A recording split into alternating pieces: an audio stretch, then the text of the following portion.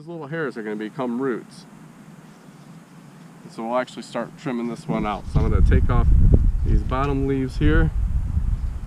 I'm going to leave, I could probably even go a little more aggressive and take this one, but I'll leave it. It looks really healthy. It looks like it's providing a lot of food. So I'm going to take and trim those off, and I'm going to bury it probably about up to there. That way it has a lot more area on the stem that can develop roots and become roots for the plant.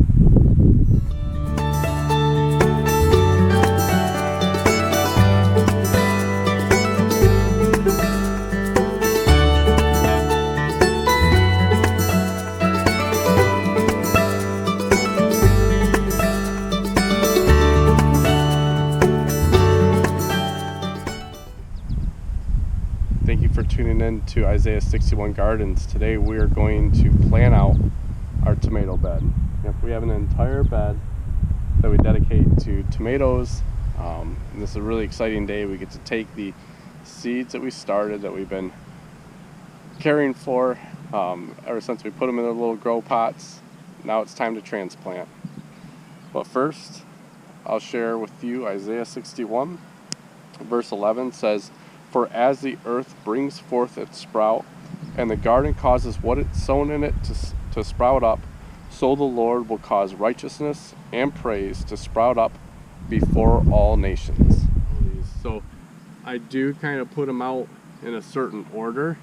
It's more by type of tomato and how tall they get when they're fully mature. Like this is a beefsteak, and I don't want my cherry tomatoes, which are going to be the tallest plants, to be in the area that gets the most sun. As you can see from my shadow, we receive most of the sun on this forward side, the front side of this bed. So my taller plants are going to go in the back. My shorter varieties are going to stay in the front. So that's kind of how I plan them out. So even if I have a little itty bitty cherry tomato plant right now, I'm going to go ahead and bury them back there, because essentially by the end of the day, they're all going to look this height.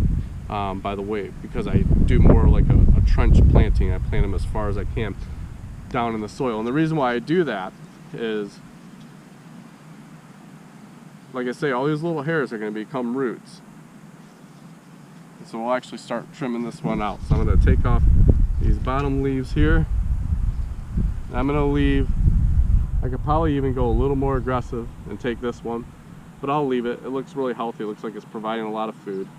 So I'm going to take and trim those off, and I'm going to bury it probably about up to there. That way it has a lot more area on the stem that can develop roots. And these have been hardened off probably a few weeks now.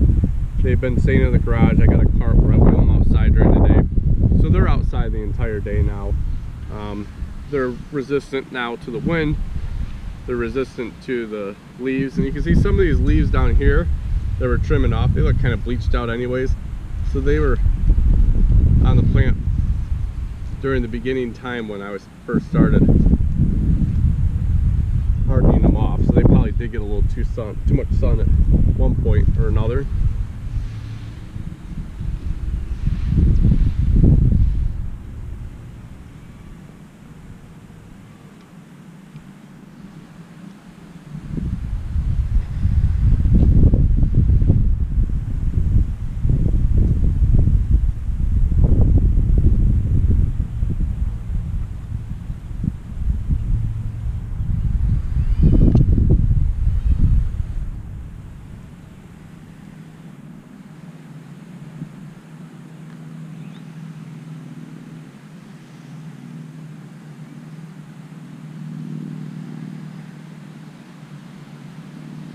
So this soil is super clumpy, packs together, but really breaks up really easy.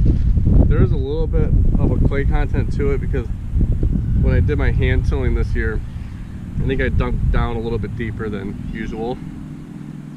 So the soil goes below my original depth when I put this bed in, just because things have broken down and been tilled in since then.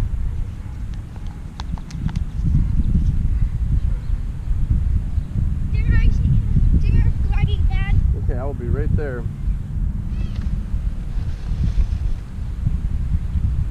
I don't know, I guess it's because I'm reaching over. I keep getting this way.